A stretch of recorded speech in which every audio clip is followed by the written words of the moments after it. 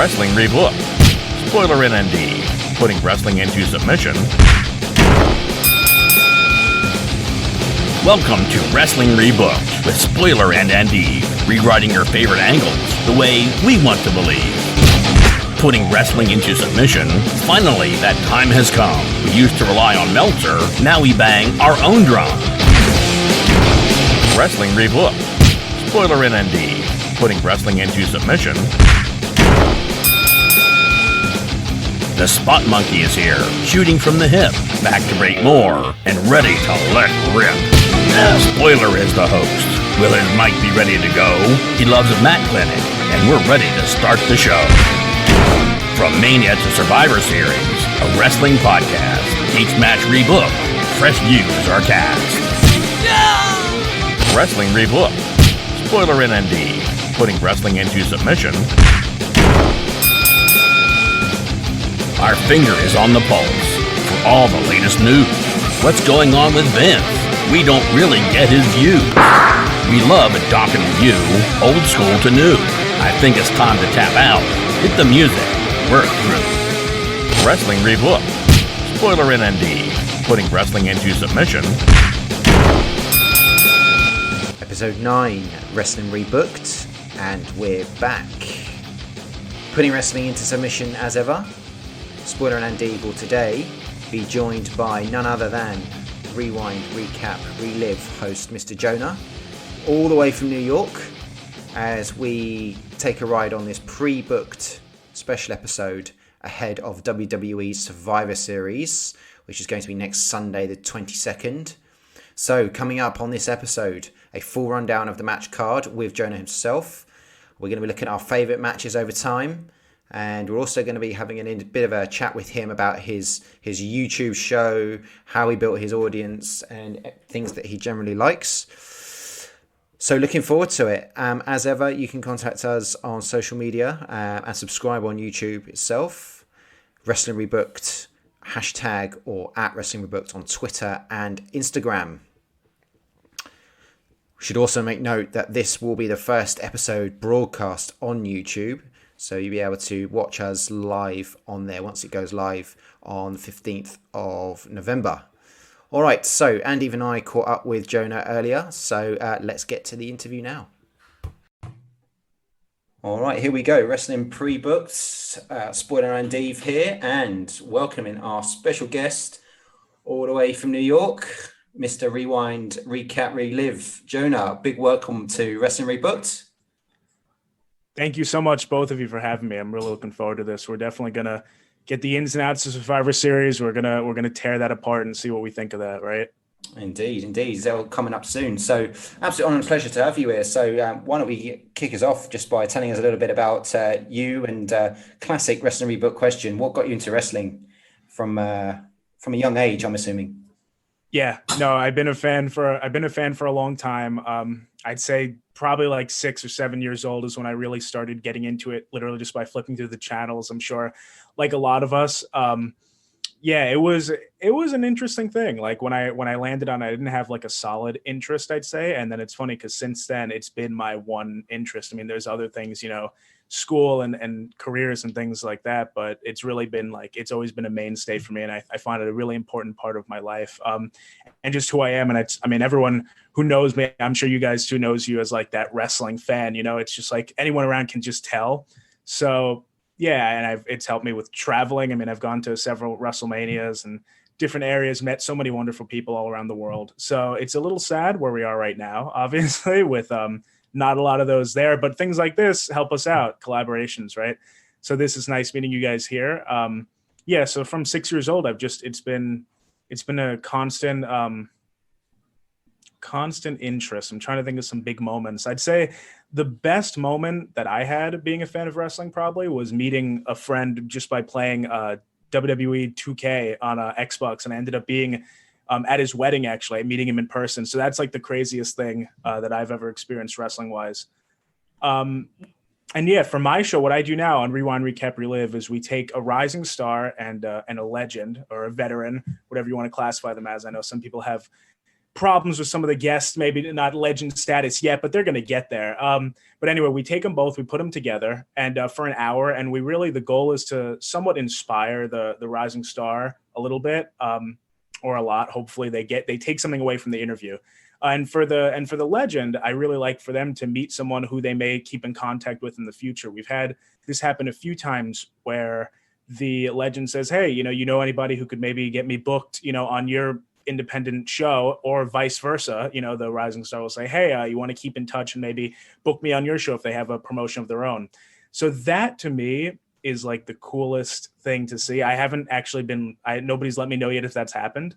But if I get to see that in the future, that'll make me happy to just do the show, period. That'll be the one accomplishment, aside from talking to these people who, growing up, I idolized a lot of them. So that in itself is amazing. But just seeing the new talent that's rising, and just if they were just able to connect and get something out of it in the end, that would make it all worth it for me. All right, so just kind of cycling back there on some of the things you said. So how do you kind of go from being 6 years old and a wrestling fan to being in the position you are now? Have you just kind of watched so much and started to go to shows and started to maybe start a podcast or something and just integrate that way? Yeah. So a long time ago, and it wasn't just me, I should have said, it was one of my close friends too. We kind of both got in around the same time. And we have had so many iterations of, just when we first got into wrestling, it was around the same time we got into like YouTube, and it was early stages of YouTube at that point too. And of course we were like, oh, this is so cool. We could commentate. That was like our first idea, was to do, before podcasts obviously took off. It's probably like 2000 and I don't know, maybe like 9, somewhere around then. We were like, let's do a recap, let's watch the shows for the week and just talk our feelings about them. And that lasted for about 3 episodes until we got, busier with other stuff or just lost interest. We weren't as committed, of course. But yeah, so that was our first iteration. And then we used to go, I'm sure you guys have a lot of signings there too. We have a lot of frequent signings when things aren't as they are. And there's a specific store in Queens. It's like a wrestling comic book / action figure store. And they always bring in wrestlers. They've been doing it for the past 10 years now. And they're opening a few other locations too, which is great for them. But when we used to go there as kids, we would actually go. And the first interview we ever did, basically, the owner is very nice because he started as like a small store. And as I said, now he's opening up bigger locations, but he's very humble still. And when we first started going there, we were some of the only people who'd show up to the signings. Now he's got lines around the corner. So it's just cool to think back to that. But we'd go and he let us interview Rhino. That was like our first interview. And we were just kids. I don't know if he'd be as kind now with, like I said, lines around the corner like he has. But when he was smaller and we were like, hey, I don't know, 12 years old, I'd say at that point, can we interview Rhino? He was like, yeah, go on, go ahead. So after the signing, we waited for like 3 hours for the signing to be over. We went into the back room with Rhino and we filmed like a 10-minute thing with him, whatever it was. And it's such a cool interview. And I'll be honest, I don't even know where it is now. That's how much we were just like kind of haphazard with the whole thing. But it was such a cool experience just to ask him a few questions. He was really nice about it too, asking, oh, where's this going up? Let me promote it. Even back then, before I guess, before this wave of podcasts took over. But that was the first experience. We did one other episode with that iteration, and then that kind of faded to the side as well. So that's 2 now. And then I think we may have started up one more, and then, that kind of faded. And then for a while, I was just obviously a fan. I just consumed the entertainment WWE put out. And I think I was big on Impact Wrestling too at the time. I wouldn't say so much now, but yeah. So we, after a while, I guess when the pandemic struck is when I really decided that I wanted to do something more with my time, because there was really nothing else to do. Right now, I'm a media major in school, and I wanted to kind of couple that with something that I loved, being wrestling, and that I could just talk about. So yeah. But I wanted to have a spin on it because I've been noticing, like I just said, the wave of podcasts. I'm sure you guys realize it too. We're both doing it for the same reasons, I'd assume, just to talk about what we love or be involved in it in some way. So I wanted mine to have a little bit of a spin on it. And that's why I went with the whole Rising Star and Legend thing. And I also wanted to try to help somebody out on the independent circuit with all this going on. And I thought that'd be a cool thing. Obviously, a lot of wrestling seminars are put on by the Legends. So this is almost think of it like an hour-long seminar in a way. So has it changed the way, because you started as a fan and just, you enjoy the conversation. Has it changed the way that you now look at wrestling or watch wrestling or consume wrestling, or are you able to keep a balance between being the critic and looking to promote, podcasts and that sort of stuff, and a fan? Yeah, that's a good question. I think it's definitely changed my outlook a little bit on it, especially hearing a lot of the stories. Like, going to meet these wrestlers is one thing, but getting like the shoot, I guess, aspect of it is a totally different one. And I can't think of anybody in particular, but there's definitely that instance where like you watch these guys on TV and then you're in a virtual room with them, whatever, for an hour, completely different people, whether for the good or the worse, whatever. But yeah, so that's definitely changed my outlook. When it comes to the product itself, I've found that it's definitely a balance with the people I have on.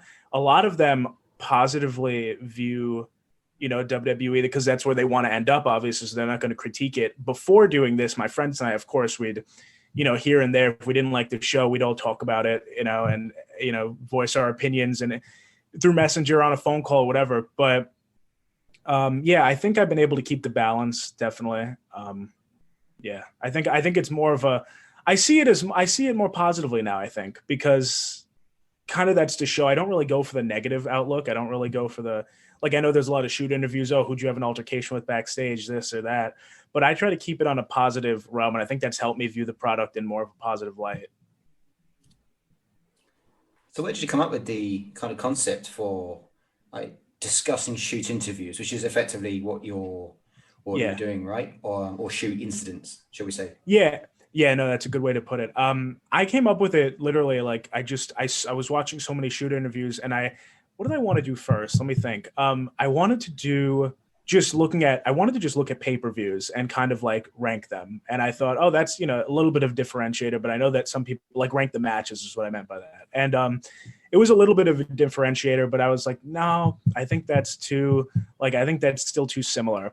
And so then I thought, I was like, I want to get people that nobody's really seen before, like nobody has had on before, because it's very hard to get a wrestler on, I think, right now that you haven't just seen somewhere at this point, on somebody's show, and unless I was blessed enough to get someone like The Undertaker or like a Jeff Hardy, which is a pipe dream. So I wanted to, and all these people, now all wrestlers are doing interviews, which is good for me in the end, but it's, I wanted to go for someone. So that's why I was like, okay, I'm gonna look at the independent circuit.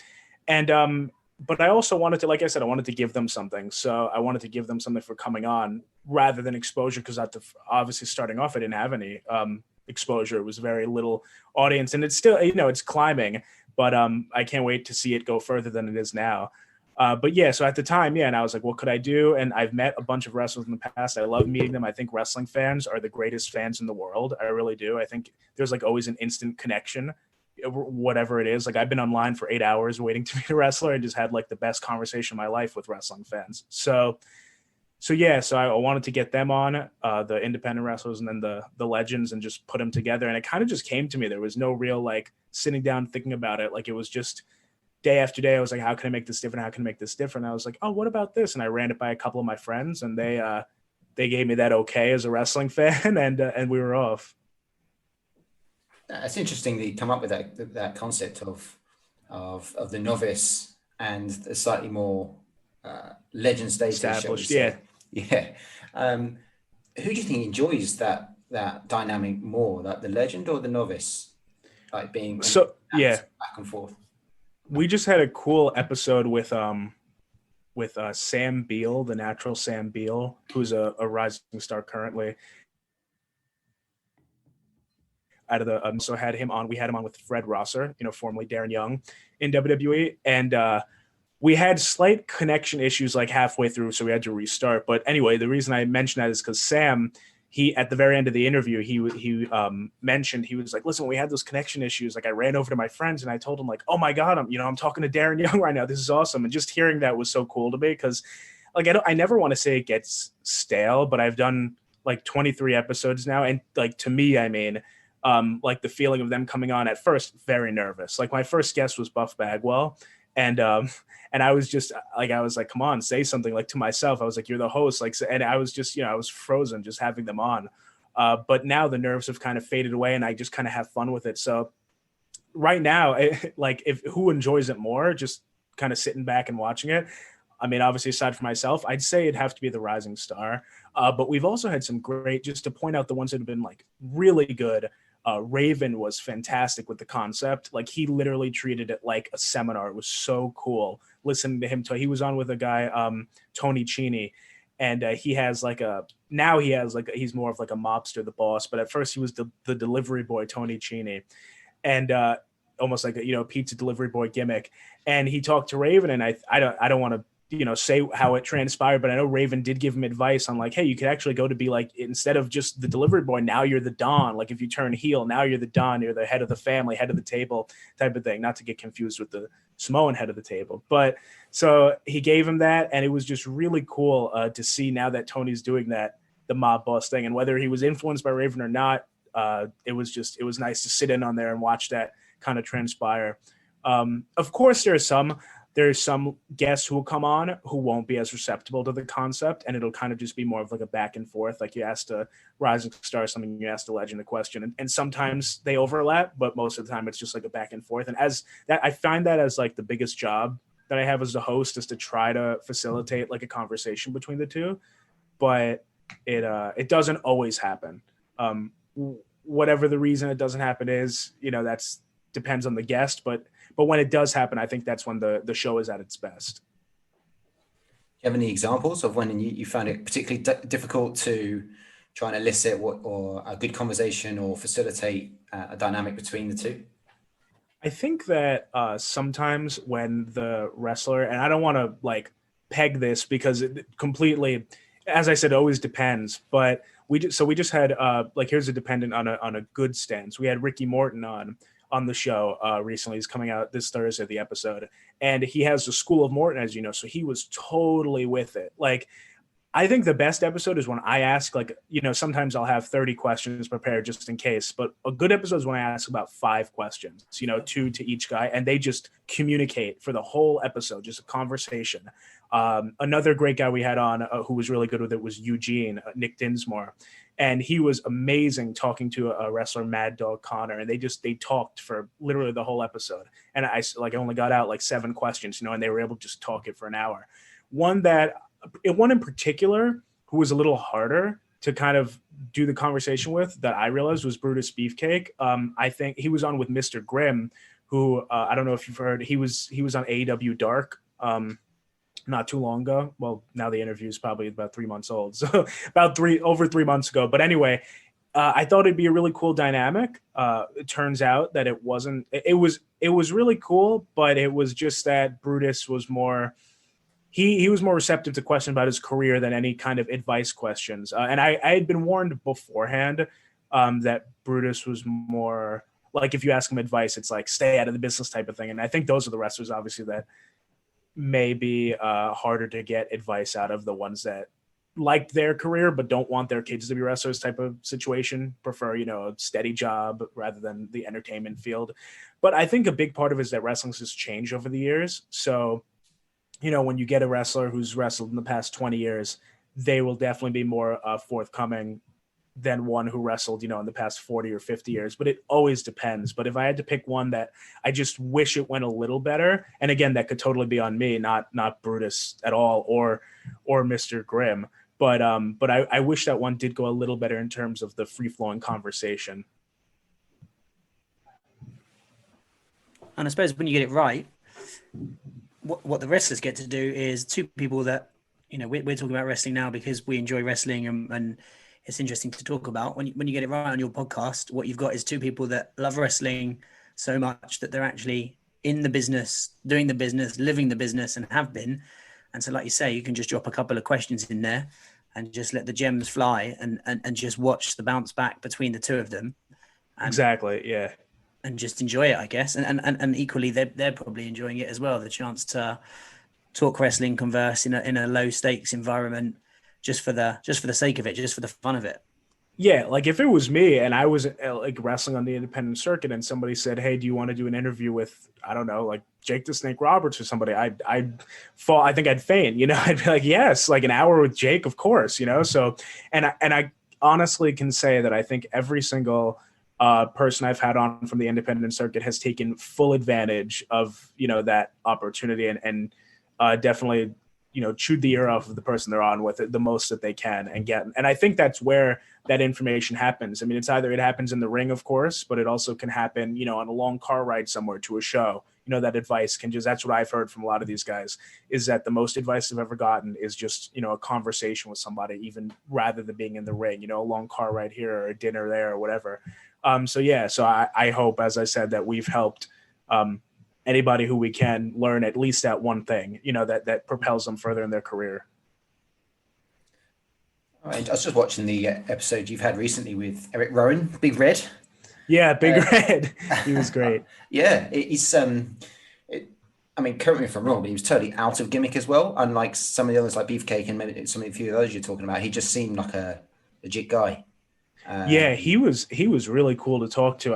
I compare him in my head at least to like somebody like Raven, who, Raven was very creative, like externally, like you could obviously tell it immediately just looking at his character. But Rowan, who was also very creative, may have been, I think he was kind of stunted at points, not being able to communicate.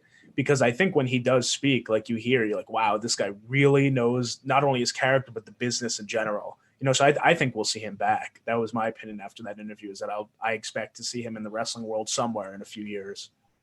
Was there anything from him that was kind of off limits, so he didn't want to talk about, or just generally from any guests? No, I've always asked, because that's a question I always ask. Is there anything off limits that you don't want to bring up? And I've never gotten it. Usually the answer is if anything's off limits, I just won't answer it.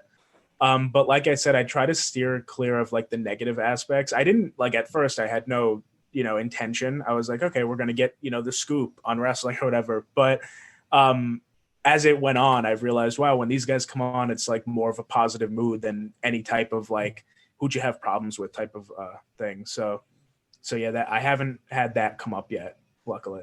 That in itself is probably an embracing approach for the wrestlers as well, because everyone, what sells is trouble or destruction or problems. Yeah. And actually, you've gone the other way and said, let's just come on and have some fun and talk about why it's a passion rather than the downside. And actually, that's in the long term. I mean, you're probably just doing it because that's the way you see things. But in the long term, that's actually going to draw people in. Well, I go on this. I go on this podcast, rewind, recap, relive. I can enjoy myself, talk about the positives, and come away feeling like I've been, enlightened and enjoyed myself for an hour rather than put through a sort of Q&A. Yeah, exactly. That's the goal. I think Hornswoggle said something that was great. I remember I was like, I asked him, should I call you Hornswoggle like the whole time? Can I switch between Dylan? Because that's just in my head. And it's so funny that something that long is in your head, like Hornswoggle as opposed to Dylan. That's just from growing up watching him. But he said at the very end afterwards, he was like, this was a lot better than the classic, off of Wikipedia. Oh, where'd you grow up? Where'd you wrestle? How'd you get into wrestling? He liked that. He really liked the dynamic. That's a cool episode too. He was on with somebody named NPK out of Chicago, and then I think now he moved though to, I think it's Minnesota. Could be wrong, but on the location. But yeah, they went at it really well too. All right. So what's the kind of future direction for the show? Just continue getting more great guests and bringing legends and rising stars together? I want to change the, I want to keep it, of course, but I also want to evolve because I think that's what also brings people in, is change. And I don't know, like I there's a lot of people who do like the lists, and I just don't know if that would work for my channel. Maybe it'd be specific to certain guests, lists on them, like a list that I just narrate and go through with pictures and I'm sure you've seen tons of them. But I don't know if that works for my show because the whole thing is where legends and rising stars meet. So I think if there's something for the future, it has to be something that works off the content that I already have, maybe reforms it in some way. I enjoy doing these collaborations. I try to pride myself on that being a part of the show. This is, I think, the third we've done. So I really like creating not only obviously creating something with the rising star and the legend, but also just creating relationship with fellow podcasters. And as I mentioned before, with the current state of everything, we're not able to go to shows. So this is a great way to meet fellow fans. So I love putting these up on the channel, giving people other places to watch wrestling, of course, which is what this does. But yeah, I'd like to work off the content I already have and reform it in some way. That would be the future. When things do get better, I'd love to go to do some in-person interviews with them. I just don't know how exactly that would work, because I'd have to find a wrestler when they're in town for an autograph signing, probably, and then find a rising star who operates out of the tri-state area, assuming New York, New Jersey, Pennsylvania, somewhere like there. Who's able to come in? You're in the ideal city, aren't you? Yeah, definitely. Okay, well, as you sort of touched on there, it'd just be good to kind of have you tell us what your current thoughts are on the COVID era, as it's probably going to be coined sooner or later, and WWE product. So it's depressing, obviously. We all feel that way, I'm sure. But I think that wrestling companies, like when they first pivoted to going to the Performance Center, I remember telling you I found it to be like a very brave move, and brave and I guess brazen at the same time to do that, because I know a lot of companies were shutting down and they were very adamant we are not shutting down. Of course, that's very taxing on the talent. That's a very, like I said, that's where the bravery comes in, as the talent, really.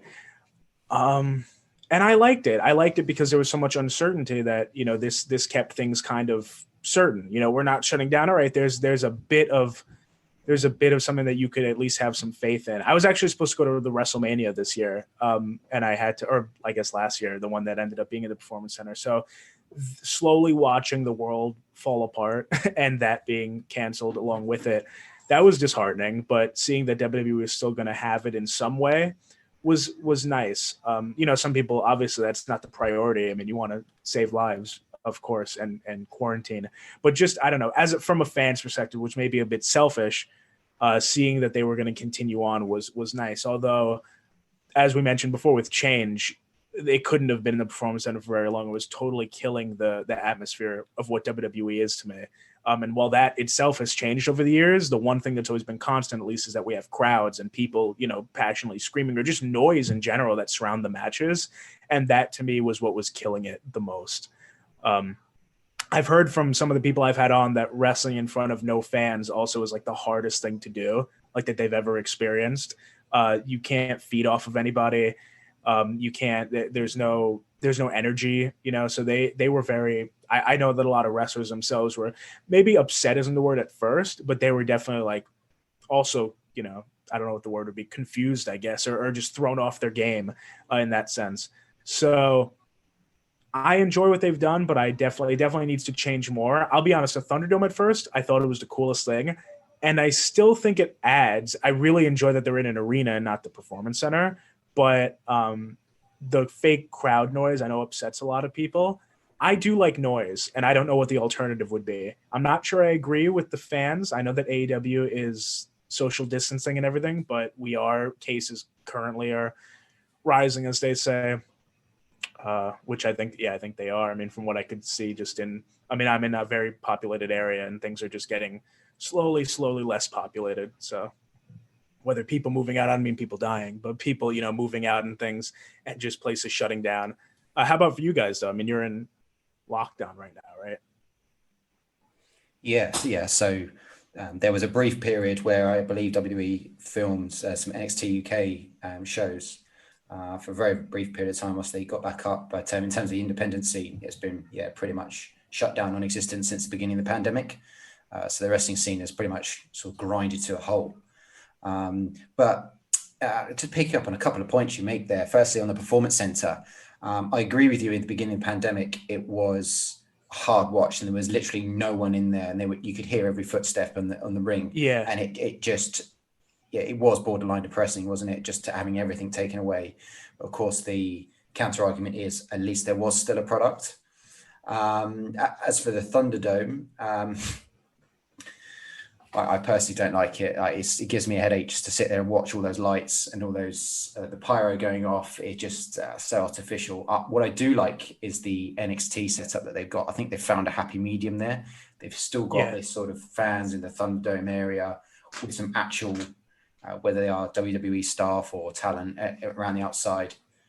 They have energy, which right. I don't think a lot of the Performance Center people, I think they had energy, but they definitely lost it at points. Like as weeks went on, I feel like they were I don't know. It was just draining on them, probably just standing there for 3 hours or whatever. So yeah, I agree with you. The NXT guys, like they're behind that, they're behind the black, is it like a black fence that they've got there or something like that? That's it.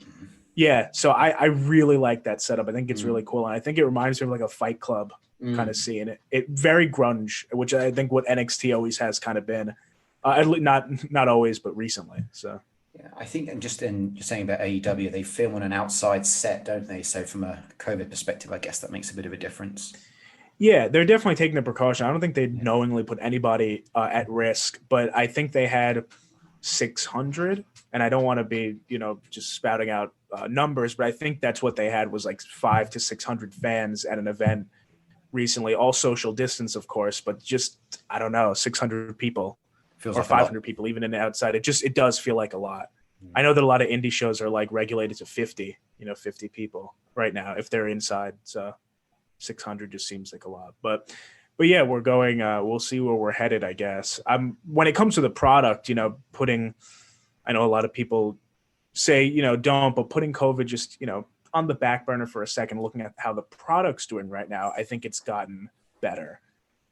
I do. I think it's gotten better since we originally found ourselves in this predicament.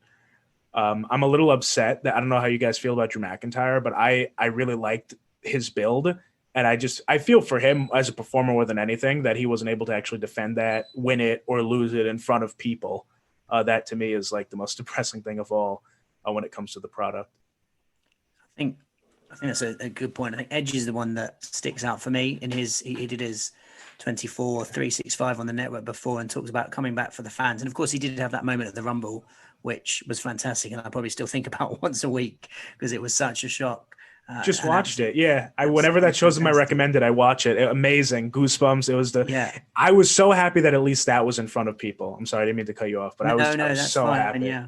But then since then, of course, now he's out on the shelf, but he didn't get to have that full on match in front of the crowd, which that's what he talks about the documentaries coming back for. But how, I don't know, do you follow other US sports? Because obviously all sports now are making do without crowd. We've got the football, the soccer in the UK and in Europe, and actually without any fans, they're also piping in noise on some of the TV channels, and it doesn't really fit. But it also seems very eerie when you have it with no noise at all. And in terms of actual statistics and stuff, I think away teams are now being far more successful because there aren't fans and things like that. How far does wrestling with no fans compare to, say, the NBA with no fans or other sports? Do you follow any others? I don't follow them as much as I follow wrestling, but yeah, I know what you're talking about. Yeah, a lot of other sports. I think the weirdest one that I saw was baseball here, that they put cardboard cutouts that I think fans were able to like send in pictures of themselves and different. They had like celebrities, and when when you put the Thunderdome next to cardboard cutouts, I'd side with the Thunderdome. But yeah, everyone's just trying different things right now, and I think WWE. I think the Thunderdome at first was very innovative, but I get what you're saying with the headaches of seeing all the screens. I personally, when I first saw it come out, I was excited because I wanted to be on one of the squares. But I don't know if you've ever tried to like get into the Thunderdome. Have you guys ever tried to do that? No. Like it's like a horrible thing, but it's just it's not seamless. I'll say that, because I think a lot of people are trying to log in at once, and when you just click on the join button, it's very hard to get in there into the Thunderdome. It's exclusive. If and when you do, will you do that in gimmick? My goal was to go in my tuxedo when it first came on. I was like, going to be the guy in the tuxedo. Before I knew what it looked like, I was like, all right, a guy in a tuxedo's got to stand out, right? But I think the images, I guess it's because it's just such a big LED board, but the images are like a little blurry sometimes. I think they've gotten clearer. Like I'm able to see some people, but when they have those certain plans show up, like I think they have Mark Henry and his kids, and then Jeff Jarrett, which that shocked me. I don't know if anyone else was shocked by the random Jeff Jarrett appearance in the Thunderdome. It was more weird than anything, but I was like, wow, Jarrett. And then has he always been on the pre-show panel? Do you guys know? I don't think he has. For pay-per-views? Because he was just on the pre-show panel too. I guess he's making a little comeback. But but yeah, anyway, so when they have those little plants, it's almost hard to tell who they are. Yeah. Well, it's hard to get through with all the Kenny Omegas that are turning up in the background, and the Tiger Kings and stuff like that. Yeah, I mean that's wrestling fans, I said earlier, are the greatest people, but they could also be I think the craziest or just the dumbest sometimes. When that stuff started happening, and I don't know, there was just a lot of obscene things that they were doing on the Thunderdome that they just had to cut it out, I guess. Some people are banned, I know, from the Thunderdome, which is just a funny thing to think about in its own right. It was always going to happen, wasn't it? Yeah. What do you guys think about I'm interested, what do you guys think about the COVID era right now? You mean specific to wrestling? Yeah. Specific to wrestling. Right. Overall, it's pretty bad, but yeah. Wrestling. Yeah. I think WWE specifically, I think they've done a pretty good job to keep it going. I think if you were probably closer to the scene or closer to the company, then that maybe present a different problem in sort of the history they have with, or lack of, with testing and looking after their employees. What's come out in the media maybe leaves a little bit to be desired. And as we've seen in the media in the last few days, there's been other talents that have come out and spoken out with all the Twitch stuff, and Zelina being released. So there's clearly issues there that are coming out of the COVID era.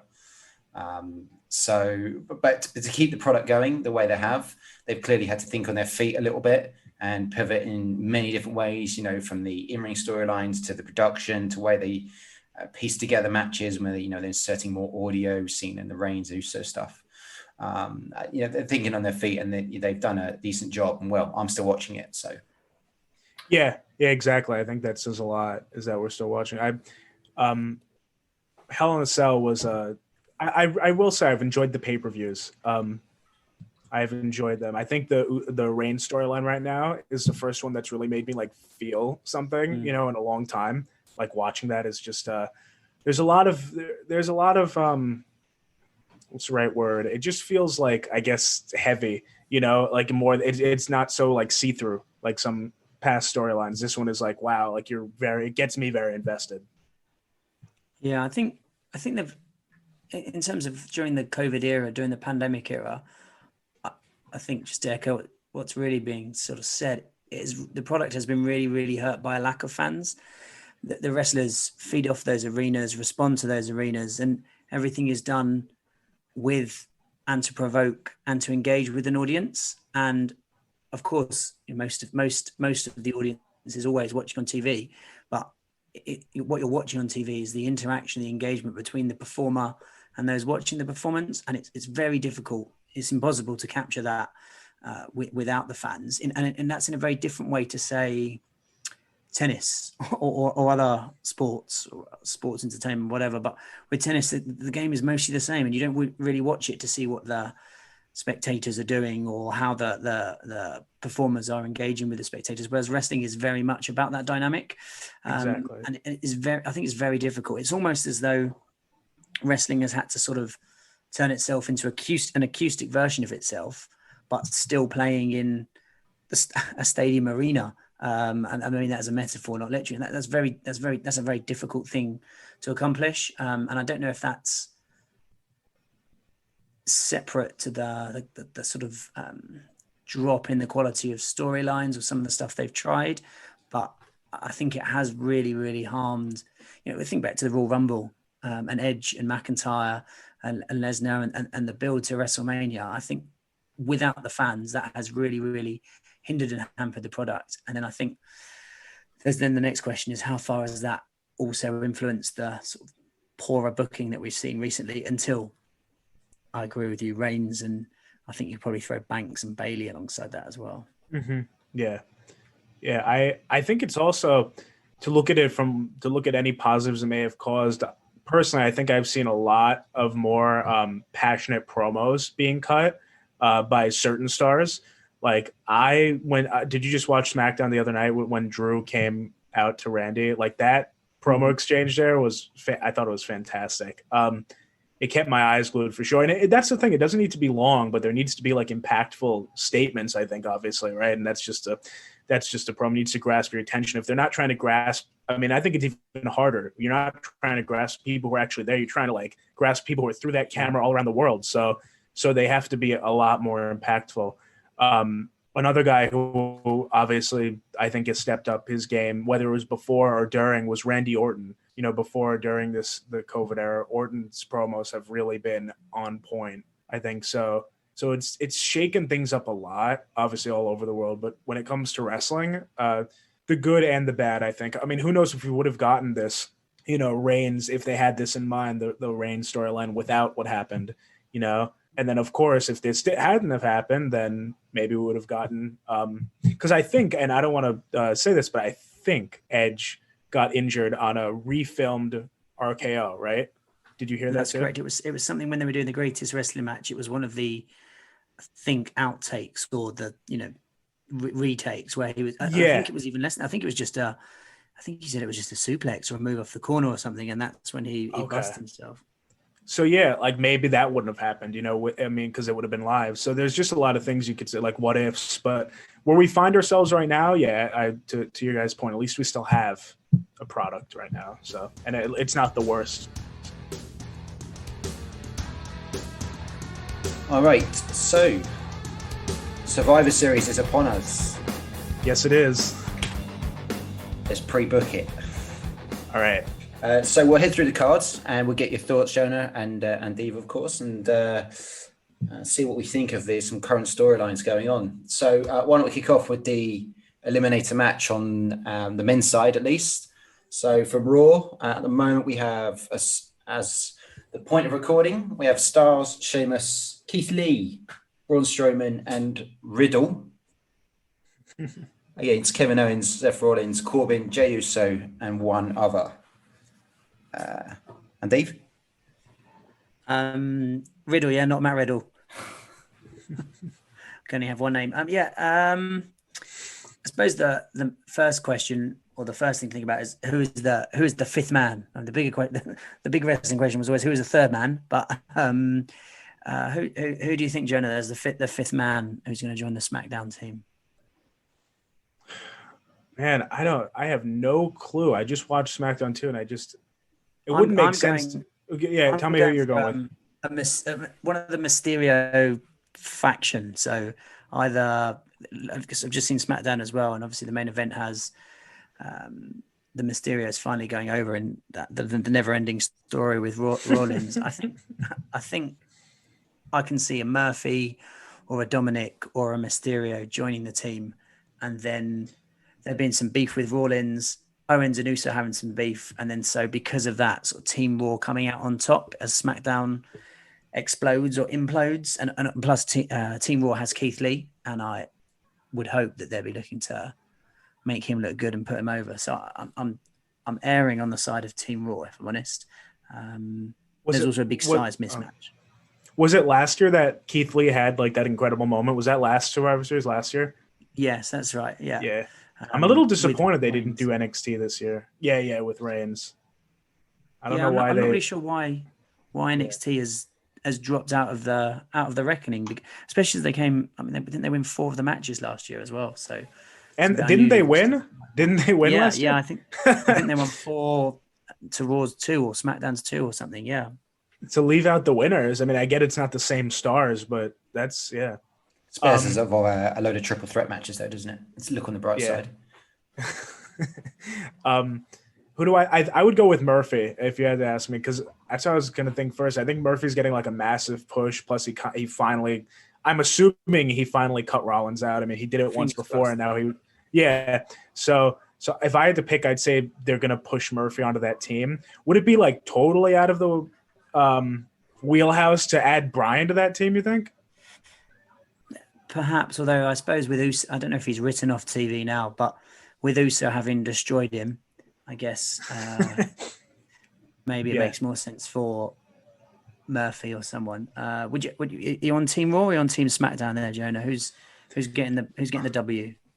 So I'll take it back real fast to the draft. That I mean the draft was the draft, but I loved SmackDown prior to the draft, and I still like it, but I didn't feel that we needed the draft like right now. I loved the roster on SmackDown. It kept me glued for 2 straight hours, like Miz and Morrison and what was going on with Otis at the time, and then ending with which was what was it, Reigns and Uso, and then of course Hardy and Styles and Zayn. Like I thought it was packed. I thought it was great. But of course, everything's got to change. So I would have been on SmackDown. Now I have to say I flopped to Raw. Aside from Reigns and Uso, that keeps me on SmackDown, and Bayley and Banks. But I'm definitely more so Raw right now. So I'd have to go with Team Raw. I like what they've been doing with whole style. I'm a big Styles guy. I really like Keith Lee as well. Rip to his theme, but we'll hopefully we get something better. Other than that, I love Keith Lee. I love Riddle. I love Styles. Not the biggest Strowman guy, but he's good for what he did. I love Sheamus too. So I have to go with Raw right now. It's got a lot of my favorites. So what about you guys? Curveball, Otis on the SmackDown team? Nah. just picked up a win. He picked up a bit of a confusing win, yeah. I thought. Because I didn't know if that was how it was supposed to end or what, but it looked like Rude hopped up for like a distraction, and then I guess he got scared off in some way. But I thought that was a bit of a confusing win. I didn't know if Otis, he was probably supposed to win if he did, but I thought maybe Rude just got up for no reason. It just seemed a little pointless, and I thought there might have been a point to it, but I couldn't exactly figure out what it was. The way it's going with Otis, he'll be on the pre-show fighting Rude or Ziggler again, and then he'll be on the main show eating something backstage and throwing the food around. I can't see him joining that SmackDown team. I don't want him to join that SmackDown team. This is the guy that you backed to when he won the Money in the Bank. I just said it was. Did he really? Yeah, I do. I do regret that a little bit. I just said that we'd wait to see. You wouldn't have regretted it if you placed bets. You know that you would not have regretted it. Then you would have made a lot of money because nobody. I really did not expect that. No, and I think WWE hasn't made a decent decision of having him on the belt, which is why the bank, which is why it's come off him. I just said, wait and see. It's a curveball. It's a different way, and at that point. Wasn't Rey Mysterio in trouble thrown off the side of a building along with someone else? I thought that was so funny. There wasn't as many people left to do it. I thought that was so funny when Corbin tossed Rey and two of them. Who was it? Styles? I think it was Aleister Black. Oh, Aleister Black. And I think Vince McMahon apparently did the spot himself as well because they were nervous about it. I would be too. How do you get pitched there? You're going to go off the roof in this match night. So to bring back to Survivor Series, I'm Team Raw, and I think Keith Lee to survive, maybe with Styles. Yeah. Yeah, I hope we get some spots like in the 2016 one that we referenced earlier. Like I think that's what keeps me, because those matches, I mean, they're crazy, but they could also come across like very formulaic, I guess, like very like, okay, this guy gets you out, then this guy rushes in, eliminates him, and like back and forth. I really like the breaking up that kind of process, which is what that 2016 one I think offered. There was so much to play around with, and I think in a normal, what is it? We're 5-mans, right? 5-on-5s. So in a normal 5-on-5, there's so much to do. So I just hope that they take advantage of those different opportunities. Of course, there are less now without fans, but I really hope they take advantage because I love matches like that. All right, so the women's eliminator, Team Raw, Shayna Baszler, Nia Jax, Mandy Rose and Dana Brooke, and Lana. Team SmackDown, we chopped and changed here, but Bianca Belair and Liv Morgan for sure. There was Zelina, but of course no more. And there's a couple, so we're assuming there's a few spots to fill there. So despite the blanks, Jonah, thoughts? I mean, I got to go with Team Raw right now, and until we see what happens, of course. Let me see. I like them all, except I don't know what they've been doing with Lana. It's been interesting. I mean, interesting could be a good or a bad word, but it's been an interesting thing. I think 7, or are we at 8? Oh no, it was going to be 8 table breaks, right? And then they came out and saved her. They were right there and they saved her. But yeah, I like Baszler. I like Mandy Rose. Nia Jax, I will say, has grown on me, her personality, and I just like that she kind of is very destructive. I guess, when it comes to like the table break. Like I haven't seen a different. I haven't seen like a table break in a women's match in a long time. So to see it 7 times is a lot, but to see it, once or twice was kind of interesting, to say the least. But I got to go with Team Raw. What about you guys? Yeah, I'm Team Raw as well. I think we'll probably see the tag champions dominating Baszler and Jax and smashing. I think Lana's probably going for a table again as well. I think it's going to be the tag champs from Raw dominating the match and winning it for their team. Maybe with Mandy Rose as well, though she's actually cooled off a little bit since her and Otis have had some distance, which is surprising because you thought she might be catapulted a little bit further. But no, I'm Team Raw. Spoiler. Full set then. The only asterisk I put with that is I'd like Bianca Belair to come out of this looking strong. She's the absolute up and coming talent on SmackDown that needs to start going over quickly. Yeah.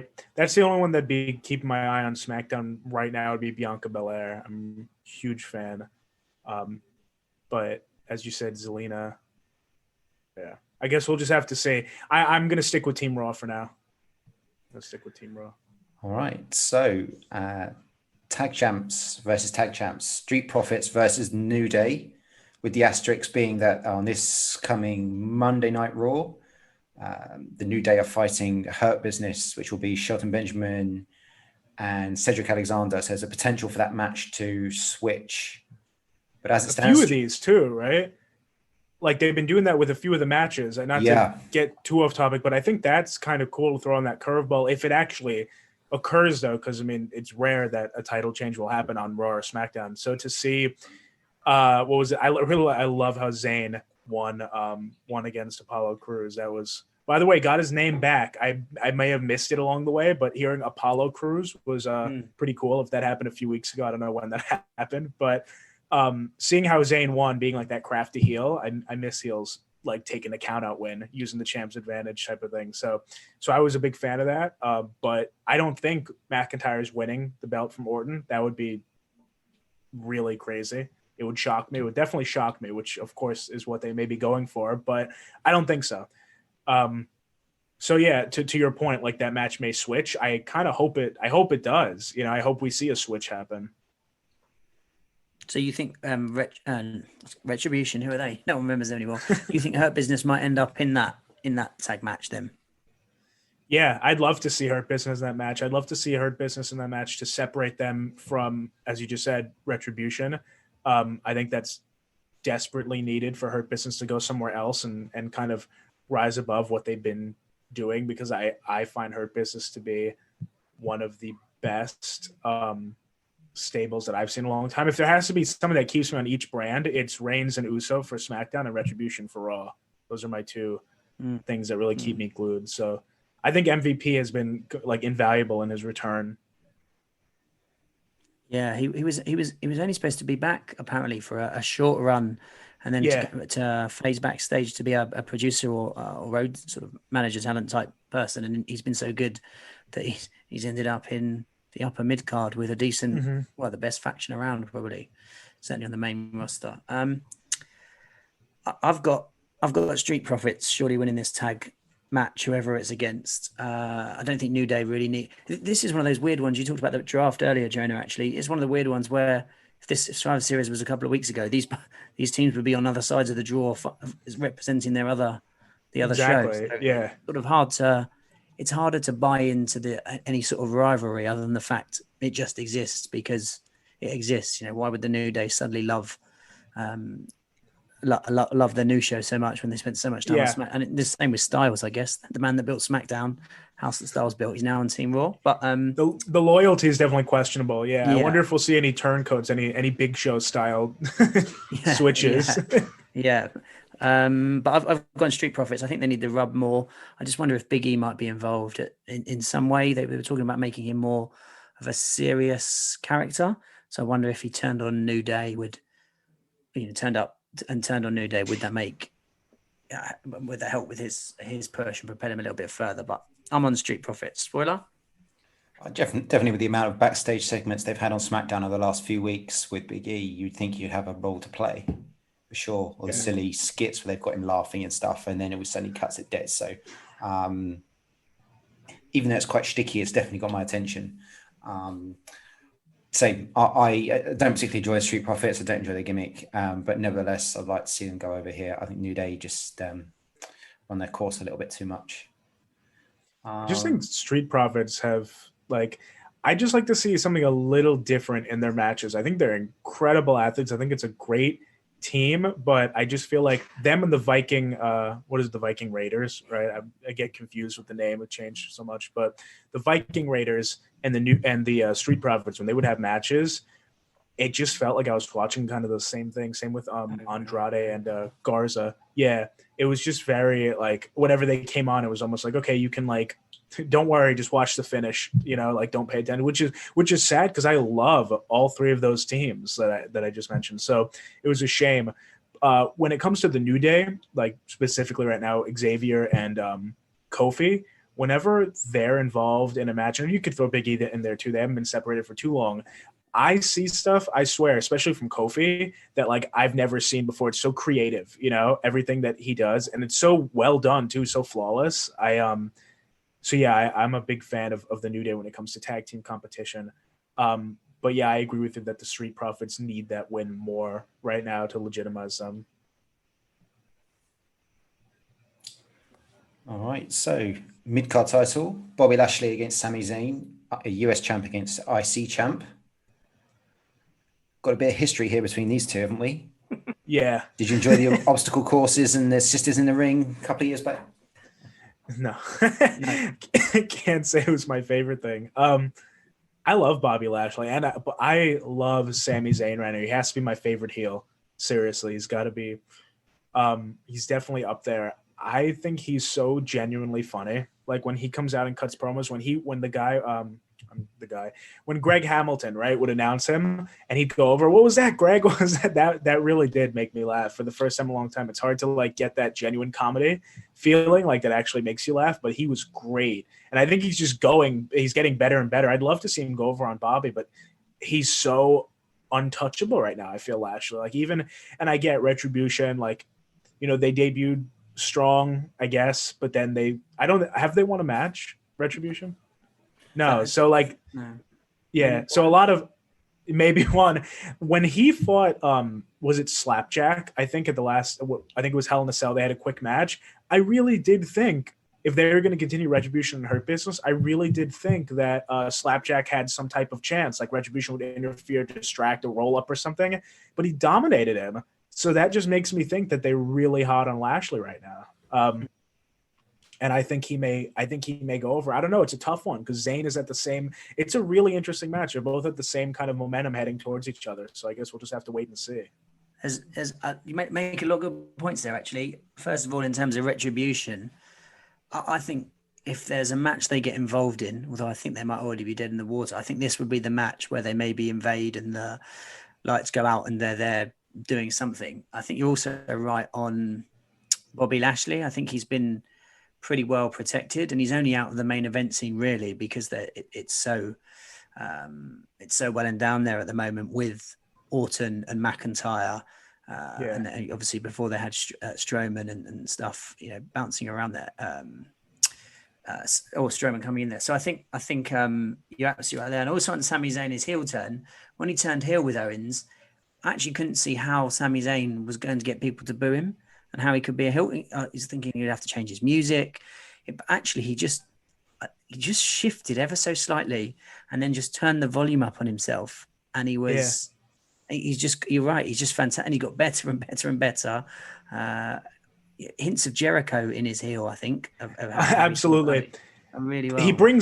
I think he brings real world elements in that help with it too. Like the fact that, and this is something so small, but the other day when he was like, I got told at 7 p.m. that I was fighting Apollo Crews, I was like, that's great. Like you never hear, even a heel, you don't hear a heel say that. So he focuses on the little things really well. And especially, I think what really, he was already amazing, but what really did it in for me with him as a heel was the way he won that ladder match. I'm blanking on the pay-per-view. It was before Hell in a Cell. What was it? Do you guys remember? Was that Clash of Champions? Was it Payback? I think it was Clash. I think it was two. I think it was Clash of Champions. Seeing how he won that match, and by the way, that match, one of the greatest ladder matches that I've ever seen.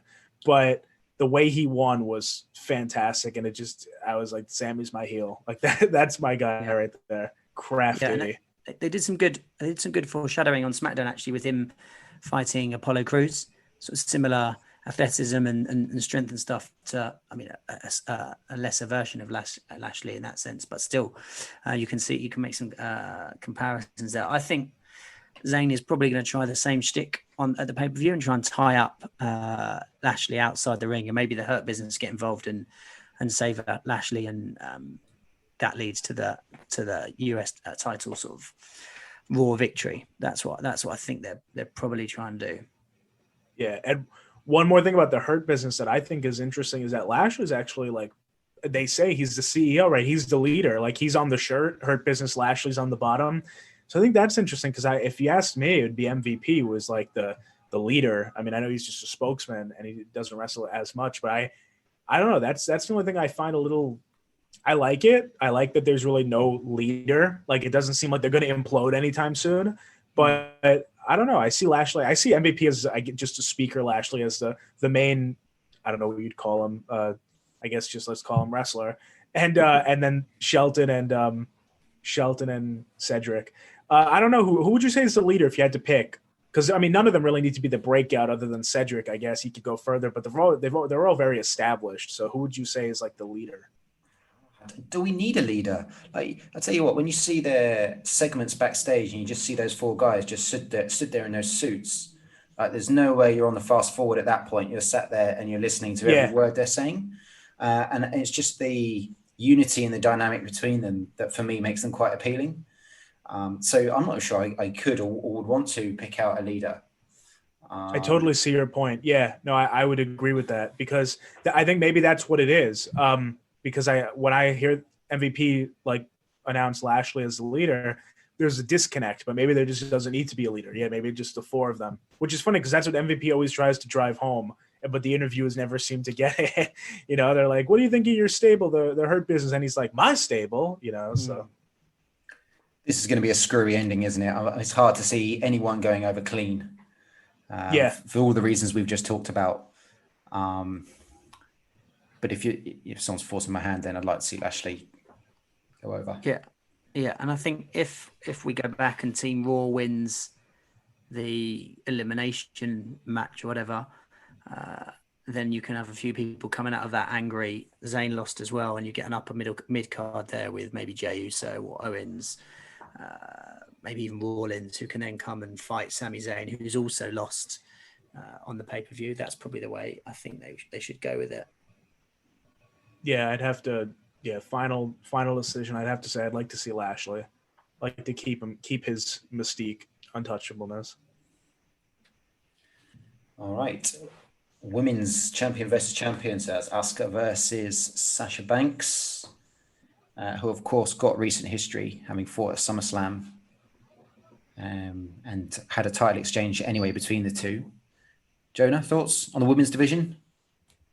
Yeah, I think I want to see Sasha just because right now she's so not that Asuka's not on that momentum train too, but I just think Sasha just went through so much to get this title back, and they did a great job with Bayley and Sasha for that storyline because there have been times in the past, you know, where they've turned on each other, gotten back together, turned on each other. So to see them be able to kind of make that feel fresh again, almost like if you hadn't seen the last times, this would be like, you know, you'd be like, oh my gosh, I can't believe this. Like it didn't feel like the same thing, at least to me. It felt very new, especially with the chair spots and different things like that. So I'd have to say Sasha. She just went through so much. I don't think it would make sense for Asuka to put her down, which is crazy to say because, you know, if we go a couple of years ago, or maybe like a year ago, nobody would ever be saying that about Asuka. She was so strong on her own momentum train, and it would automatically be, oh, Asuka's going over. So to see how things have changed, and maybe that stems from Asuka kind of being handed the belt rather than winning it. But I'd have to say I want Banks going over. In right now where we are right now in this particular angle, I want Banks to beat Asuka. Asuka's cold as well, isn't she? Like, there's just where is the women's roster on Raw? and where her title challenges. Yeah. So it makes total sense for Sasha to go over, doesn't it? Yeah, it does. I don't think there's anything stopping her right now. She's really, really great. I thought their Hell in a Cell match was fantastic. There are little things to pick at in that match, but just the overall match, especially the end, I loved it. Really loved the ending. It was so symbolic. Do you think the cell match was the right, just to go off piece slightly, do you think a cell match was the right way to go for Sasha and Bayley straight off the bat? I think from what we saw I think the lead up really only works ending with a specialty match of some type, like with the chair spots. And the cell is the cell. It takes a special type of rivalry to get in there. And I think Bayley and Sasha was the right rivalry for that. Yeah. The way they used the cell, I thought they used the cell in the most innovative ways of anybody that night.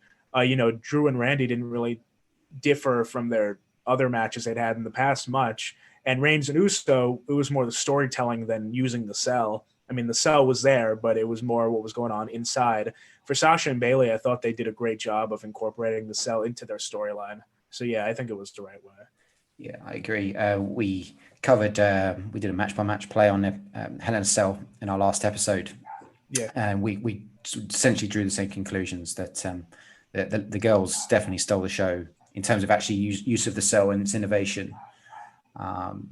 So Andeve, you still awake over there? I know we're talking women's. But... That's right. I can hang with Jim Cornette and the best of them when it comes to women. Oh no, he doesn't like them either, does he? No, I think I'd echo most of what's been said. I think Sasha Banks is much hotter than Asuka at the moment. Hotter storyline. In terms of use Jonah's phrase about the momentum train, I think it's all about Sasha Banks. So I think she wins this. Right about Asuka, I think they're missing Lynch and Charlotte, and with Baszler and Baszler and Jax as tag champions, then actually Asuka's hasn't really got a lot to do, and the most she had to do was when she was in that feud with Banks and Bayley. So I think it has to go on Sasha Banks here. I think she's probably winning by disqualification though. I think looking at Carmella's involvement recently and Bayley still floating around, I think they probably hit the ring separately or together or one after the other, do a number on Banks, and that leads to Asuka winning, and then maybe we see Asuka and Banks clear the ring, them two sort of standing tall at the end.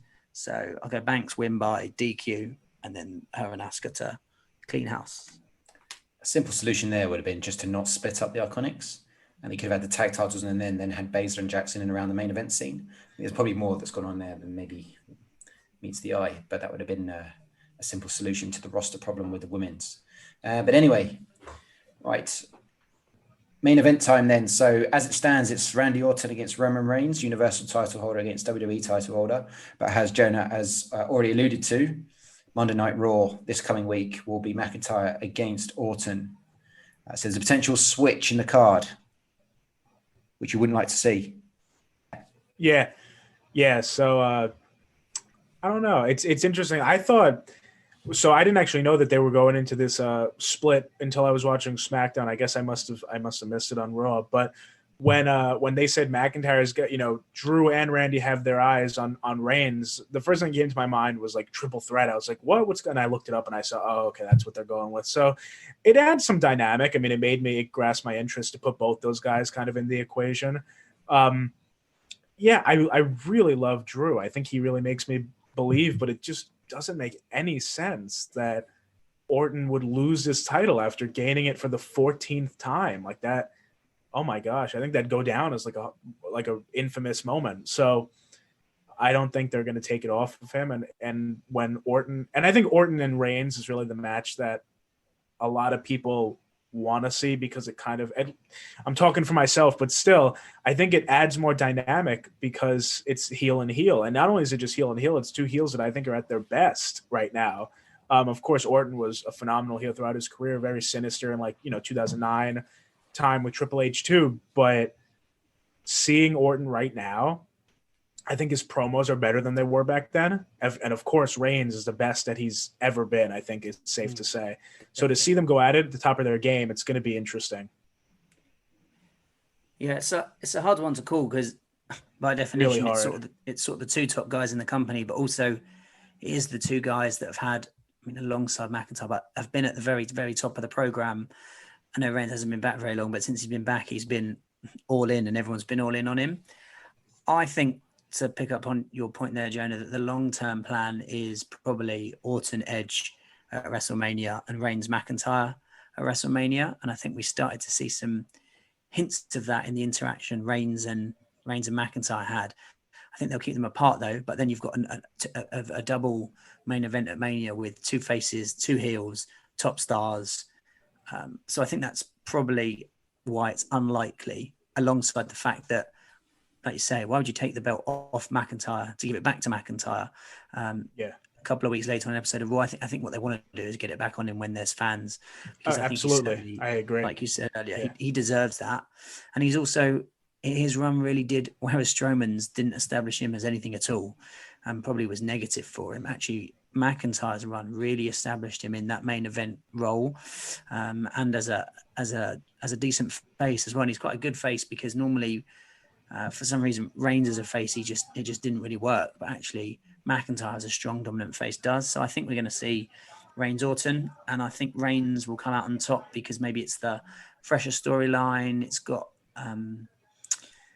more, I think, depth to it that needs Reigns to win, whereas Orton has already lost to McIntyre twice recently, and it hasn't really hurt him too much. Plus, we've got the Fiend kicking around, McIntyre kicking around, and the Miz with the Money in the Bank. So it's not beyond the realms of possibility that WWE gets them involved in this as well in some sort of screwy finish. So I think I'm going Reigns, and I think it will be a Reigns v Orton match with a Reigns victory. Yeah, if I had to pick a winner, I'm there for Reigns too. And I think there are, like you said, a lot of moving parts that we have to keep our eyes on. I want to get your opinion real fast on Miz as Money in the Bank, because I'm all for it. I think Miz can really carry a place with just a microphone in hand. And of course, you want a balance of both. But I like his in-ring work. It's not going to blow you out of the water, but I think it's a good dynamic. I've always thought Miz can carry a show. I loved it when he main evented WrestleMania. I've always been a Miz guy. So what do you guys think about him with the Money in the Bank? So firstly, I think it was an excellent shout to switch the Money in the Bank from Otis, because, well, for reasons we've talked about in previous episodes, and we have talked about this quite a bit. However, if you're going to take it off Otis and put it on someone else, probably wouldn't have gone Miz. I agree though. I do like him. I enjoy his segments. Miz TV. I find myself sort of humming the words, singing along to him, and enjoy his interviews for sure. But if you're going to take it off Otis, why would you stick it on a mid-card guy that's in a tag team? It doesn't quite make sense. I'd rather they put the Money in the Bank briefcase on someone that's maybe upper mid-card, like if he didn't have the title, someone like Zayn would be ideal. Someone in the Hurt Business, even Elias. But Miz, I just don't think they've backed the right horse. Or if they have, then it'd be interesting to see which direction they take it.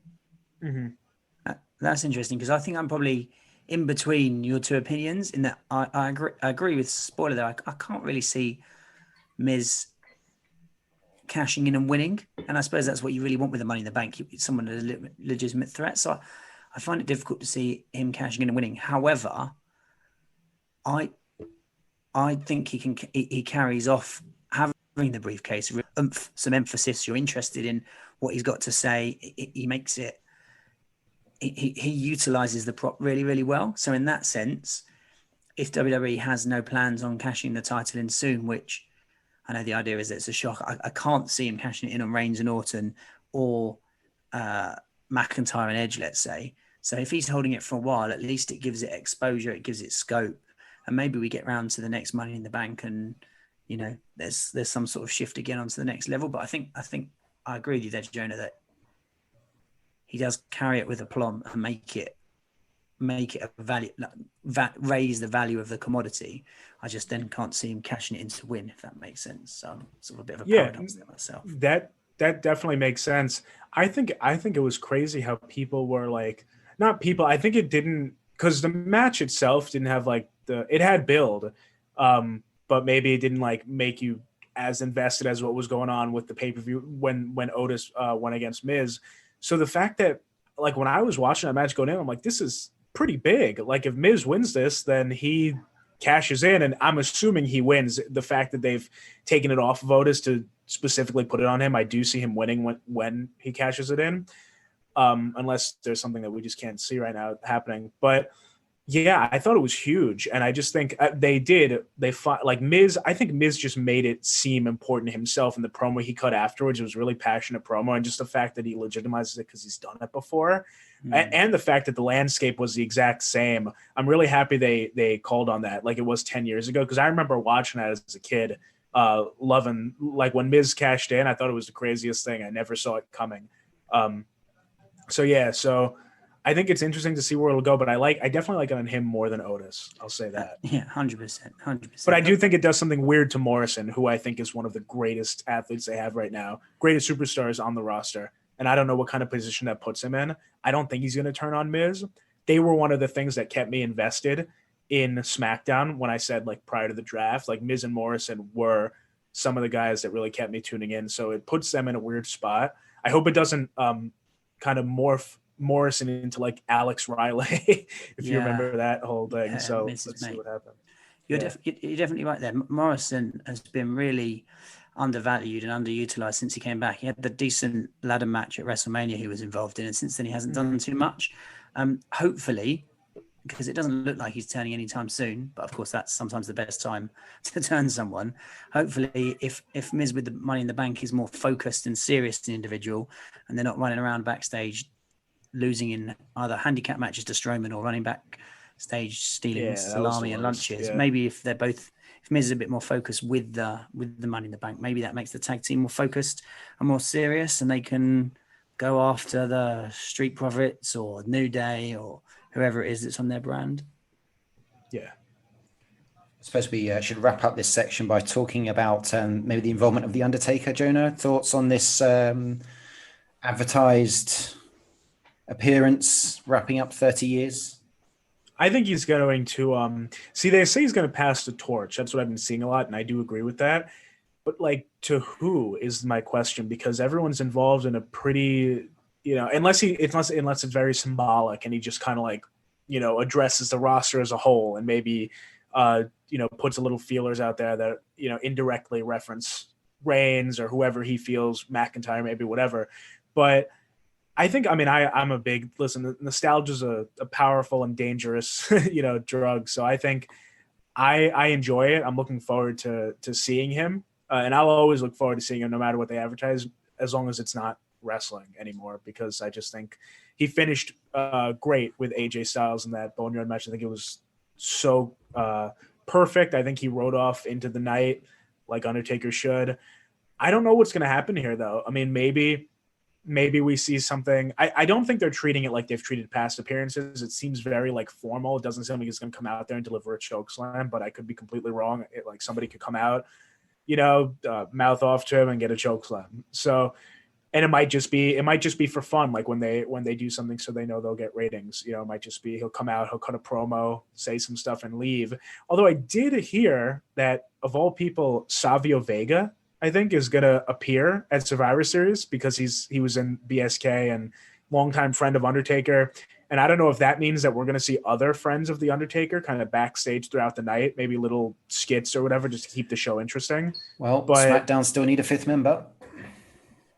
You're right. They do. You think they'll do that all the way to Survivor Series? That'd be a decent angle to keep people hooked, wouldn't it? Yeah. Although I suppose they've already advertised The Undertaker as being there, so I suppose he's not going to draw any more buy rates. I think Kane's supposed to be appearing or was appearing as well, and some other of the BSK guys. So I know he's close with the Godfather or someone. So I think I agree with you. It does feel like they're building up to an Undertaker sort of good, a bit like sometimes when they have someone's birthday on Raw or that sort of thing. It feels like it's one of those style events rather than he's going to come out. If he's going to choke slam anyone, it's going to be Elias, isn't it? He just walks. Yeah, that's what popped to my mind first. Yeah.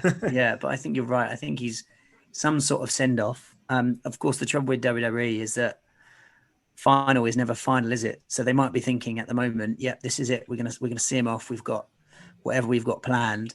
And then it rolls around to March time and they go, do you know what? I wonder if we could just get The Undertaker to do. And of course, that's what his documentary was about, that cycle, and he couldn't retire. So I think you're right. I think we'll see him in some sort of segment with some sort of friends. And hopefully that will be sort of it. And passing the torch. I mean, he sort of passed the torch to Reigns at WrestleMania. Already. And kept going. Yeah. He's had his matches with the Wyatts at Survivor Series, I think, a few years ago with Kane.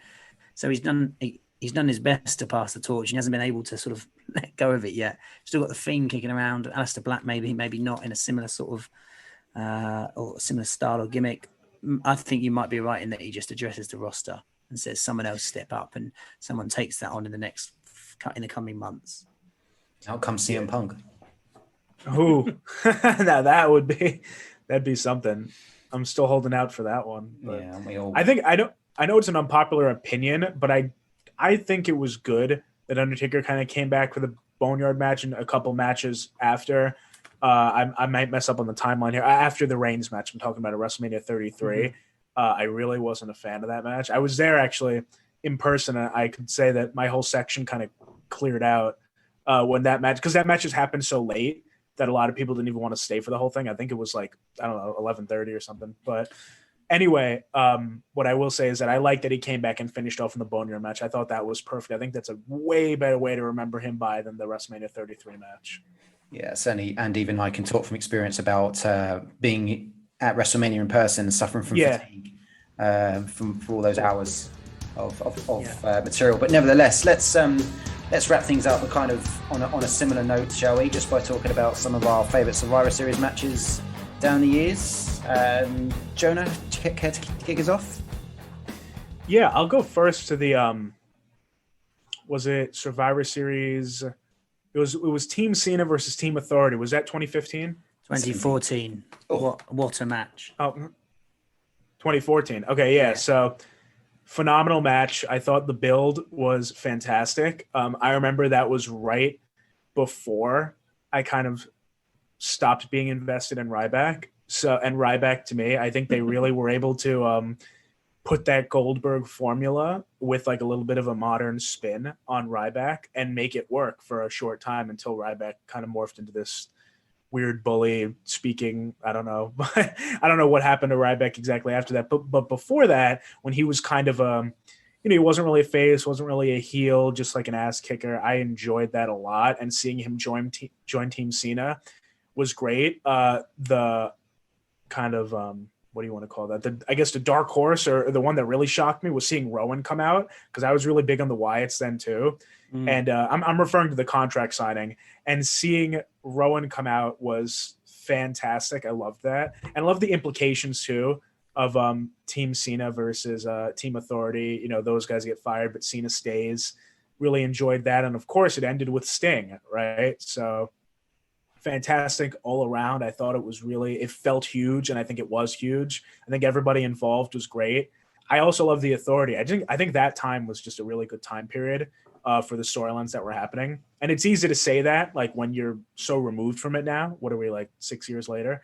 So it's easy to say that now. Maybe at the time we didn't think that, but looking back, I remember enjoying it thoroughly. The whole match, the build, everything. It was an excellent period, wasn't it? You think about some of those matches that the Wyatts and the Shield had. Yeah, maybe that's a couple of years prior, but and then that morphed into Rawlins being part of the Authority, J&J Security, smashing up Lesnar, smashing up that car. My favorite match, probably in my top 5, and this is a match from this modern era that I remember distinctly, is 2015 Royal Rumble, Cena, Rollins, Lesnar, triple threat. Yeah. Amazing match. Oh my God, what a match. Yeah, Lesnar disappears for a bit, doesn't he? Through the table or something, and he just turns back up. He went through the table, but what I did like about that match is that he went through it, but later on in the match, like, Lesnar was in a lot of fatal 4-ways and stuff, like more recently with like Strowman, Joe, Kane, I know it was a thing. I don't know if that was the exact fatal 4-way, but multi-man matches, he'd disappear really early on. That match, he was involved in that match heavily, dominated it. He went through, he was gone for about 10 minutes of the match, I'd say, came in, dominated some more. But I like the fact that he was stuck around actually in that match. That's why I love that one. And of course, Cena and Rollins. I mean, how could that match not be good? You know, that Cena versus Team Authority match, that would be in my top 3 Survivor Series sort of matches as well, and probably top 2 in terms of actual Survivor Series ones. And I think you talked about it earlier in terms of managing the booking when you've got so many people on the ringside on the apron waiting to get in. But they do a great job there because you've got Rusev, who's undefeated, who ends up getting counted out. Big Show does his turn, shakes hands with Triple H. Sting obviously turning up.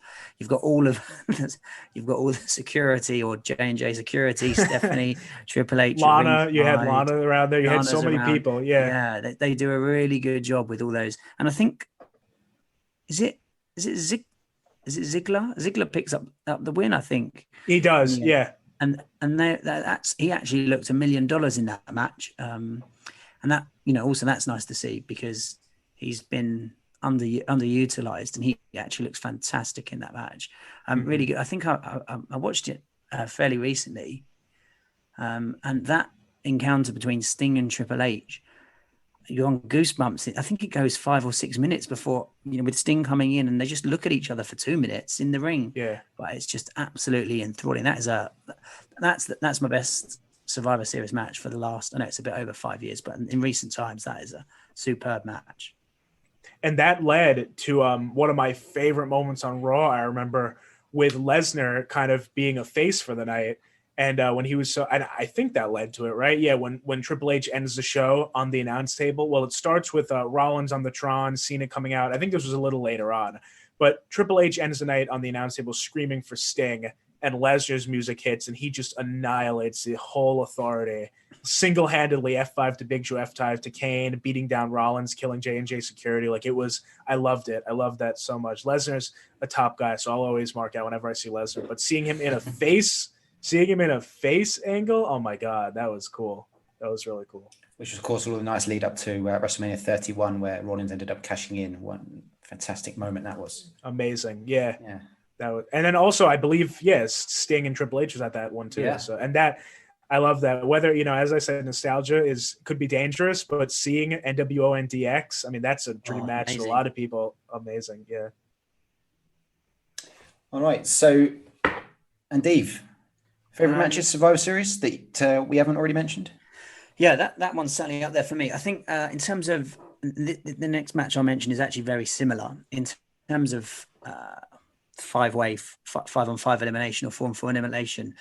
The 2001 Invasion angle, where they have Team WWE versus Team WCW. And I know this didn't play out in terms of the whole Invasion angle as well as it might have done. And I know by this point they'd already had the Invasion pay-per-view where Austin had come back and then turned on the WWE. But this to me, this Invasion Survivor Series match, the WWE versus WCW match, very similar to the Cena Authority we've just been talking about. If you look at the talent at ringside on the apron is absolutely phenomenal. Angle, Rock, Undertaker, Jericho, Austin, Booker T, absolutely, and Vince and Shane and Steph, absolutely superb, and they get all the moving parts right. And in very, very many parallels actually with that Cena Authority match, in that there's a lot of setup there. The end of the match is Rock versus Austin, and of course WrestleMania 17 ends up being Rock versus Austin in the main event. There's also some stuff with Jericho turns on the Rock a little bit like the Big Show turns on his team, and that also helps feed into the feud where they, for the undisputed title, you've also got Angle right up there in, smashing Austin in the face, and they'd had their back and forth prior to that, and then Rock and Angle get involved. So that match for me, I'm just thinking now, I can't remember the beginning of it, but I certainly remember it as it developed and built towards the end. And I thought that was a really, really, again, the Invasion angle was flat and it wasn't quite as good as it would be. And Jonah's talked about the power of nostalgia. But when you look back at it now in nostalgia, 20 years on, and then when we think about the COVID era, which we talked about earlier, I mean, you take a match like that with those stars at ringside all day long. It's a fantastic match. Really, really good match. probably better than Senior Authority, actually. Oh, certainly close. But anyway, that there for me shines as a Survivor Series traditional match that I think is up there with the best of them. It's an interesting theme with Survivor Series, isn't it? Just listening to you two talking there. Quite often Survivor Series is seen as a bit of a sowing the seeds for rivalries, which may be coming in sort of the hot season between the Rumble and Mania. So, I mean, I picked out just more of a couple of moments than specific matches. And maybe the first time we saw this happen was 1989 Survivor Series. With Hogan and Savage, which was the start of their rivalry leading into WrestleMania 5, where they had, of course, the Mega Powers explode.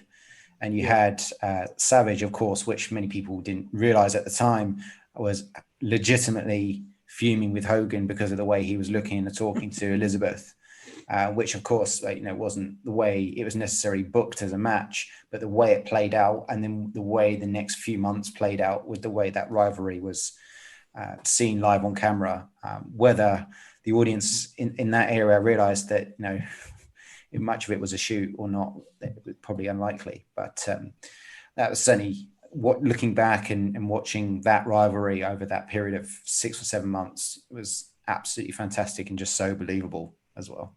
Mm-hmm. You can probably even go back to the first one with in 1987 with Hogan and Andre. There's Team Hogan versus Team Andre, and they've just come off WrestleMania 3. Andre ends up pinning Bigelow, I think, Andre pins Bigelow because Hogan's been disqualified. Andre wins the title, then sells the title. I think it's the shortest reign in history at a minute or something, and then that continues on in terms of the title's been vacated and they build up to the next Mania. So we always tend to think of the Royal Rumble, don't we, as the start to the road to WrestleMania, but actually maybe with the draft and then Survivor Series and these teams fight, maybe it is a chance to reset and actually build to Mania. That's a really good point. Yeah, no, I think that's a great point. I don't know if we don't always have the draft. I mean, for all we didn't have the draft, but we don't always have it prior to Survivor Series, or do we? Am I wrong? We always have it prior to Survivor Series, like a few months. It's normally after WrestleMania, isn't it? Like closer to WrestleMania than it is to Survivor Series.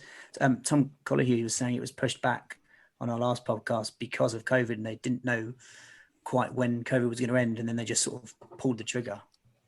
Okay, I understand. Okay, yeah. So yeah, definitely now more than ever, I'd say I agree with you. I think we're starting Mania build at Survivor Series, especially seeing, and I really hope nothing happens that like shakes up anything anymore. Like I hope that what we're looking at now can be what we're headed into, because it could be a really good WrestleMania. Fans or no fans, I guess, just product alone, it could be a really good Mania coming up.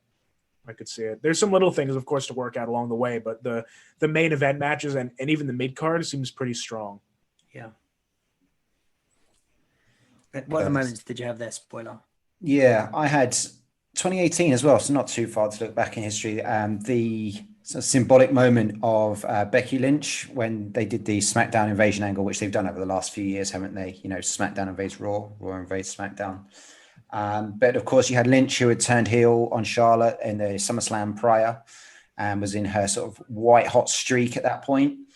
She was feuding with Ronda Rousey, so they had that build up to their match. Which was a fantastic period, obviously, when Ronda Rousey had that amazing year coinciding with the rise of Becky Lynch. And there was the angle on Monday Night Raw when Lynch invades. She catches one from Nia Jax, and there's that symbolic moment of Lynch just being busted wide open, as JR used to say, stood in the crowd, arms aloft.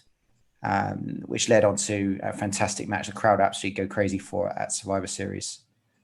So that one, that when we first started talking about Survivor Series moments, as it's obviously such recent history, is the first one that popped into my head as a biggie.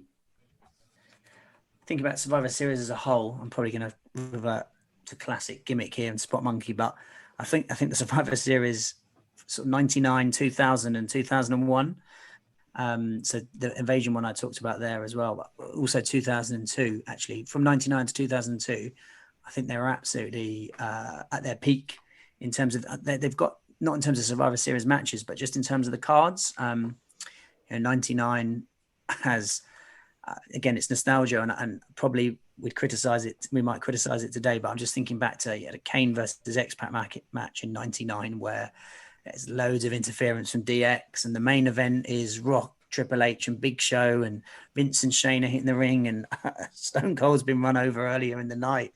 And then the following Survivor Series, I think, is Rikishi, Rock and Triple H Austin. It might be 2 stages of hell, but they're on the follow-up to what happened in Survivor Series. Just some really, really good matches. And then it sort of almost crowns off in 2002 with, it's the first Elimination Chamber match, which is at Survivor Series, which is where Shawn Michaels might be his second match back. Sadly, he's not wrestled that many. He's wrestled SummerSlam, and then he's got the Elimination Chamber match. And we'd obviously seen Hell in a Cell before, but we hadn't seen anything like Elimination Chamber, which is now a staple of WWE programming. And I remember thinking, this is absolutely fantastic. And obviously, Shawn Michaels winning was phenomenal, absolutely phenomenal moment. You call it sports entertainment if you like, but it was genuine emotions, genuine feels for him winning that match. And it's that match itself really interesting. If you get yourself on Google and have a look, or Google reviews of that match, there's actually a long interview with all the participants, and apparently everything about the match went wrong. Rob Van Dam landed on Triple H's throat, so he couldn't call any of the match. The pods opened in the wrong order, so Kane was meant to come out, or Kane came out instead of Jericho or something. Rob Van Dam can do his frog splash, and when they hit the steel, they said that it wasn't designed for wrestlers, it was designed for industrial buildings, and that actually I watched the match, and I still think it's probably the best Elimination Chamber. But knowing all that, you think, blimey, that's outrageous. They managed to get away with it and make it look as good as it did. But just that period there for Survivor Series for me was peak. It's amazing that they were able to still get away with that. Yeah, because you see, if you know right now, like if we just see the slightest thing, I guess maybe whether it's fans getting smarter or something else, we're able to pinpoint exactly what goes wrong now. And back then, I think it had to do with you just haven't seen anything like it before. Like, how would we know the pods open out of order? But we were definitely able to see, I think, at least because I've heard the interview. I think I heard it on Bruce Pritchard's podcast when he was talking about how RVD landed on Triple H's throat. That's it. Yeah. And I don't know if I was able to tell or not even. I think you were able to know Triple H was in immense pain, but you didn't know that I guess his larynx was seconds away from being crushed essentially, right? That's what it was. Yeah. So yeah, and he just. But anyway, the fact they got away with it. Yeah. And I think I didn't know at the time. I've seen it since, but they throw up the X to the back to say he was in trouble, and Triple H was saying to the doctors, through this steel mesh. Now we keep the match going, but obviously they planned to have him and Shawn Michaels as the last two. Shawn Michaels gets ready. Triple H says, I can't call the match. And Shawn Michaels has had one match in 5 years or 4 years or whatever. And yet they're still able to go out there and pull off that amazing match. And I think that sort of event moment matches, when you get it right, we talked about what got you into wrestling earlier, Jonah. That's it. Those sort of moments where you see that sort of stuff. And absolutely. You just can't top it, really. Yeah, no, it's such, when you have a passion for this business that you guys do or I do, moments like that, I just think that wrestling does it better than anybody, any form of entertainment out there. When you're either live in attendance or you're watching on TV, for example, just Edge's return at the Rumble, that is something that we'll remember that, 60 years from now, that's our moment right there. For me, what literally made me lose my voice for a day afterwards was the Hardys coming back at WrestleMania 33, because Lesnar may be my second guy, but Jeff Hardy is my number one. Matt is amazing as well, but Jeff is my guy, always was since back in whenever I started watching. I think it was 2007, and then seeing him, I was right as he was rising, so that's why I really grasped to him immediately. But yeah, that was my moment. I'll remember that forever. I think that's one of the greatest moments of, forget wrestling, just seeing that in person. I can say it's one of the greatest moments I've ever experienced, seeing him and Matt return after 10 years. That was great. And obviously they announced, we weren't at that WrestleMania actually, but they obviously announced it. And watching it on TV, I had no inkling that they were going to be back, and it looked to me like it was going to be the New Day inserting themselves in the crowd there in person. Were there whispers of it being the Hardy Boys, or not even a little bit? Actually, we met them 3 hours before the show. They did some like tailgating thing at a bar in Orlando, and my friend and I were like, "Oh my god, that's like the Hardys." They're doing some, it was like some little makeshift. There wasn't a big line, wasn't a big crowd. And we just kind of went in and met him. And I don't think we asked if we'd seen him at Mania, but we're like, are we going to see you in, WWE anytime soon? And Jeff was like, just keep watching, man. And we had actually seen them fight the Lucha Bros, Pentagon and Phoenix. We saw them fight them. I forget what it was. I'm blanking on what it was, but it was like it was a super show of the WrestleMania week. And they were in the main event. It was Hardy Boys versus Pentagon and Phoenix, and that was awesome. And I met him there. He did like a little thing with the fans afterwards. And the next day we're like, let's meet him again. It's Jeff. He's my friend's favorite too. So we went and met him. We asked him that question. And then just seeing them there, we're like, holy crap! Like that was like thinking back to him saying that. It's so cool to put that all come full circle with that. It was amazing. But there was no whispers. No. Nothing. Nobody expected it. It was totally. I remember the split second I saw the Tron turn purple, like before the music hit, like that little second that I can't even see on TV, just because there's like that little delay. And I was like, no way. Like I saw the Hardy symbol and everything, like just a second before. I loved it. It was a great moment. What's the perfect moment to close out on, isn't it? Jonah, any closing thoughts on Survivor Series? I think it's going to be a good. I hope that we continue with this trend of pay-per-views that keep your attention for the majority of them. I'd say, like I said, Clash was good. Hell in a Cell was, different moments, but definitely must see. I'd say at some moments. And heading into Survivor Series now, I hope it's a solid show. I'm going with Raw wins overall. That's my closing guess. But yeah, I'm really looking forward to it, and I think. If I had to pick match of the night, who's ever going against Reigns, either McIntyre Reigns or Orton Reigns is my. I know it's an easy one, but but that's the one to me that seems like it's going to be match of the night. Yeah, fantastic. Okay, and for people listening, and how can we find you, follow you on the interweb? Yep, it's just going to be Rewind, Recap, Relive wherever you look. It's going to be on YouTube, Instagram. We don't have Twitter, but we've got Facebook. Twitter's coming. I keep saying that. It'll be there eventually. But yeah, find us there. You could see tons of episodes. We've had Jake the Snake, Godfather. We've had tons and tons. We've had little clips from AJ Styles and Drew McIntyre if you want to check those out too. But yeah, it's a great thing. Thank you guys both for having me on the show and letting me get that out there. And I really enjoyed calling the show with you. Jonah, it's been an absolute pleasure. Thank you for coming on Wrestling Rebooked, and hopefully we'll do it again soon. Yeah, definitely. We'll have to do one for the Royal Rumble for sure. Yeah, absolutely. We'll see you then. Cliffhanger. All right, wrestlingRebooked.podbean.com for all previous episodes. Until next time. Time to step out. Wrestling Rebooked. Spoiler in Andeve. Putting wrestling into submission. Welcome to Wrestling Rebooked with Spoiler and Andeve, rewriting your favorite angles the way we want to believe. Putting wrestling into submission, finally that time has come. We used to rely on Meltzer, now we bang our own drum. Wrestling Rebooked, Spoiler and Andeve, putting wrestling into submission. The Spot Monkey is here, shooting from the hip, back to break more, and ready to let rip. Spoiler is the host. Will his mic be ready to go? He loves a mat clinic, and we're ready to start the show. From Mania to Survivor Series, a wrestling podcast. Each match rebooked, fresh views are cast. Wrestling Rebooked. Spoiler in Andeve, putting wrestling into submission. Our finger is on the pulse for all the latest news. What's going on with Vince? We don't really get his views. We love a docket review, old school to new. I think it's time to tap out. Hit the music. We're through. Wrestling Rebooked. Spoiler in Andeve, putting wrestling into submission.